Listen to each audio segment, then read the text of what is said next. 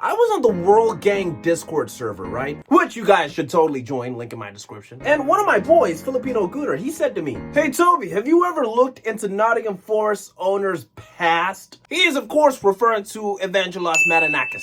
And I responded by saying, no, of course I haven't. I'm just like everybody else. I just see him as this big funny guy that looks like the Greek version of Majin Buu, who has a really bad temper, and him and Nuno are always arguing like an old married couple. Ooh, I didn't realize that he's actually a criminal mastermind who rules over the underworld of Greece. Borderline psychopath, real life Elden Ring boss. There's never been a Greek dude that has caused this much damage since PS2 Kratos. The more I actually read about him, the crazier it got. And that is what this video is gonna be like as we go through our boys' escapades. The video is gonna start off somewhat tame, and then we're gonna just descend straight into hell.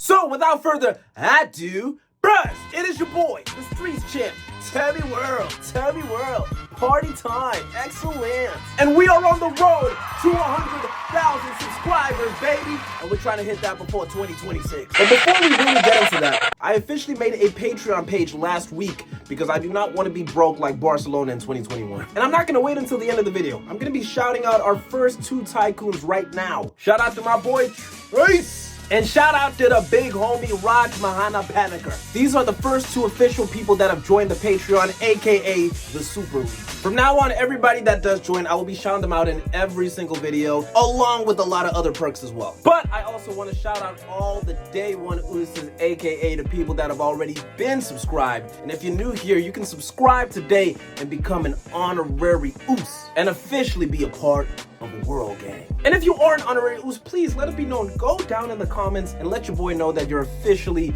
joining the journey, not this piece of crap, so that me and all the day one ooses can welcome you accordingly. Now, let's talk about the Greek freak. At 69 more games. 69. I like that number. So I stumbled across a comment from a very disgruntled Nottingham Forest fan that basically said, firing Nuno is the worst thing Marinakis has ever done. Which I found hilarious, of course. That's like saying the worst thing Hitler's ever done was become a nonce. But no, our boy Evangelos Marinakis has done way worse than fire Nuno. We're gonna start in 2011, during a derby between Olympiacos and Panathinaikos, or as I like to say, the Akos derby. Our favorite Greek hothead had a bust-up with another famous football hothead, Gibril Cisse. Cisse found Marinakis' actions disgusting and claimed that he was quote-unquote insulting the sport.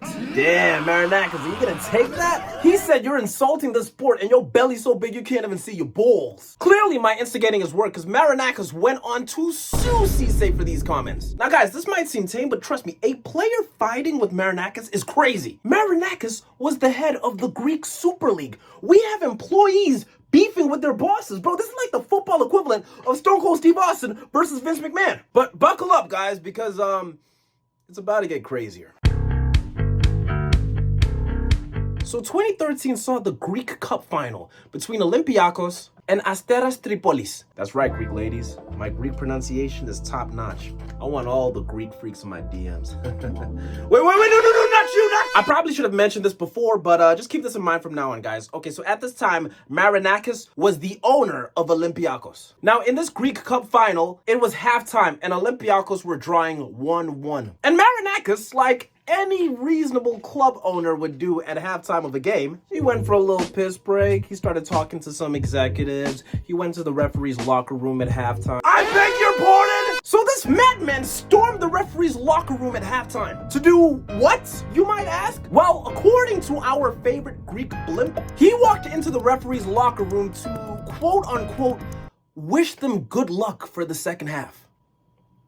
Oh, I'm sorry, man. That's just hilarious. Let's not take the piss here, okay? If he did walk in there to wish them good luck, he most likely did it while brandishing a Glock in his right hand. Olympiacos then went on to win the game 3-1. Now, look, I'm not going to take anything away from Olympiacos, okay? But who's to say the referee's decisions in the second half were not influenced by the little locker room talk by the Greek Kevin Owens? I would be scared too. Like, bro, if I was the referee and I saw an Olympiacos player doing this to an Asteras player in their own box, I would give a penalty to Olympiacos. Because at halftime, Marinakis said good luck. I don't want him at full time to say goodbye. Okay, so let's talk about the Greek Super League. Okay, now you guys might be thinking the guys that run the Italian leagues are corrupt, but compared to the Greek Super League, yeah, the Italians are nuns. Talking about how corrupt the Greek Super League is would take me forever. I'm talking drunk referees and presidents of football clubs beefing with whole politicians. Like, it's so much to break down that I want to give it the respect that it deserves. So if you guys want a video on that, then just let me know. For now, let's just talk about the Greek football scandal of 2015. So long story short, there were some Greek prosecutors and they came out and said that they believe that there was a criminal organization that had influence over the Greek Super League's referees, matches, and overall politics. And one of the names at the scene of the crime was Evangelos Marinakis. It's always the guys you least expect. Hell, this man was accused of being the ringleader of a criminal organization and was accused of match fixing, fraud, and blackmail. Completely unrelated, but I feel like Marinakis could be a perfect supervillain in like GTA 4 or something. Now, in 2015, the prosecutors had a change of heart. They changed their tune.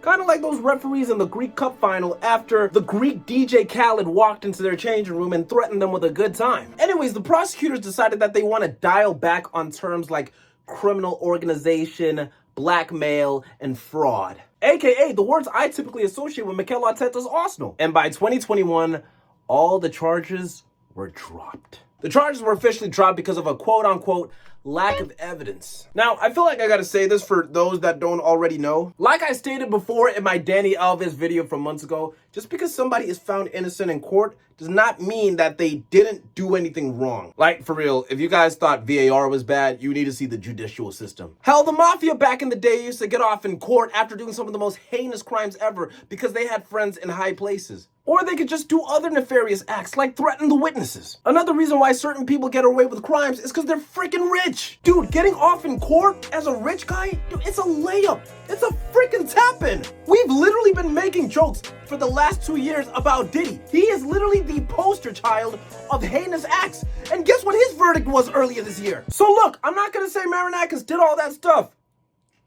But trust me when I say, a court hearing is not gonna give us the true verdict. You know, guys, I'm playing a very dangerous game by making this video, so I really hope you guys can like and subscribe. Because I know once this gets up, there's gonna be some Greek guys at my front door looking for me.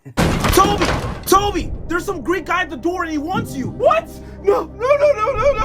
You ordered Hiro, right? From that Greek restaurant on Uber Eats, right? The Greek delivery guy is here with your food. That was your order, right?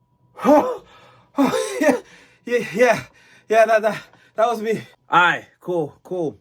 Also, there's some big Greek dude over here that wants to kill you. Yo, he's in here. Wait, no, please. I think the funniest part about this guy is just how badly he lies. Like, I know the good luck with the referee thing was bad, but this is just ridiculous. So last year in 2024, he got banned for 5 matches after his club Nottingham lost to Fulham 1-0, owned by another criminal mastermind, Mr. Tony. And he was so pissed that he spat in an official's face. Wait, hold on. So football fans around the world can copy Cole Palmer's celebration, but as soon as Marinakis copies Jamie Carragher, it's a problem? This Scouse phobia is going way too far. Well, Marinakis' excuse was that it was a mistake. He said that it happened because, and fellas, you're gonna have to stick with me on this one, because of a cough that he developed after smoking so many cigars over the years. This nigga is a worse liar than LeBron James. Now look, I am sure at this point in the video, you guys are probably thinking, wow, this guy has a very crazy past. But these were just a few hiccups along the road, okay? For our boy Marinakis, match fixing, blackmail, and fraud, that's as bad as it gets, okay?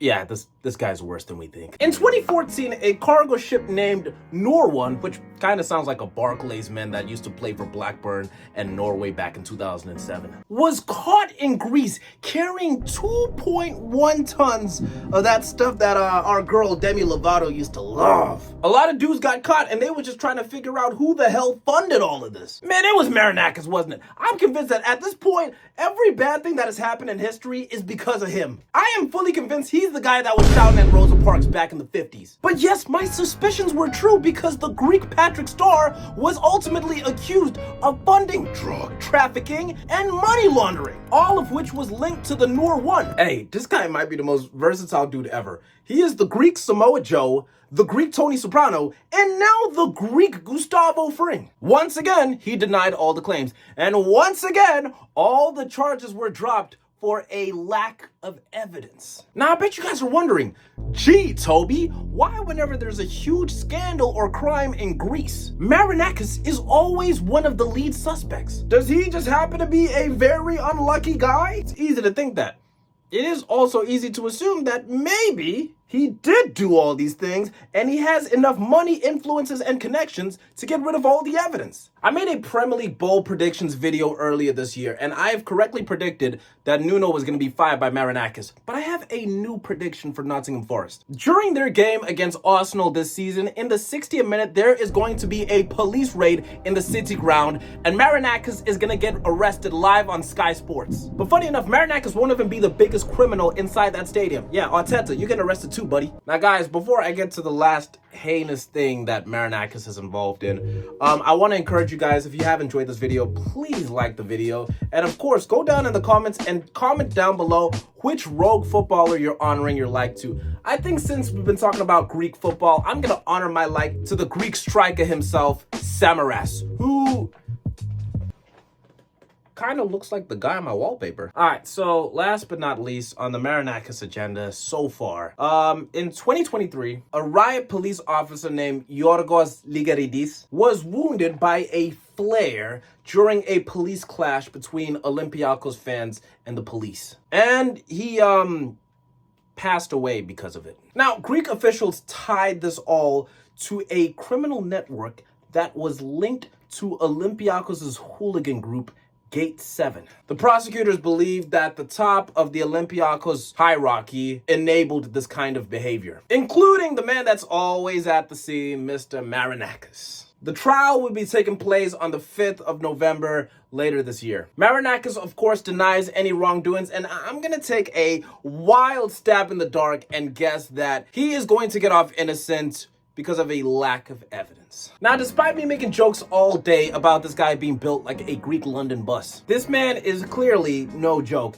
People were making jokes about Morgan Gibbs White being scared next to him when he convinced him to stay at Nottingham Forest instead of going to Spurs. I think now that you know more about him, you can understand why people around him fear him. This guy is different. He should genuinely be placed in Greek mythology. He is a billionaire, club owner, and suspected criminal. And if there's one thing about this man, he loves a good takeover. The way he took over the Greek Super League, the way he took over Olympiacos, and the way he took over Nottingham Forest. And I definitely believe that one day when he does die, he will go to hell, and he'll probably take over down there as well. And ladies and gentlemen, that is everything on our favorite BBW from Greece. What do you guys think of it? Did you guys know all this stuff? I wonder if there's any people from Greece that actually watched this video.